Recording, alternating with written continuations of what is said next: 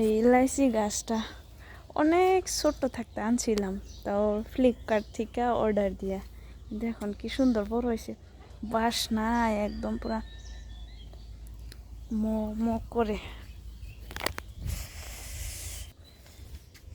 মনে হয় এখন ইলাইচি ধরবো না, ইলাইচি ধরবো আরো বড় হইলে।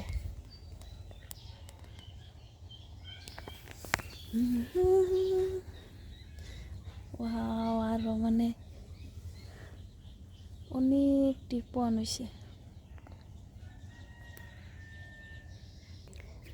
এইখানে আমার আম্মা অনেক হলদি বুনছিল, কিরকম প্রচুর হলদি হয়েছে।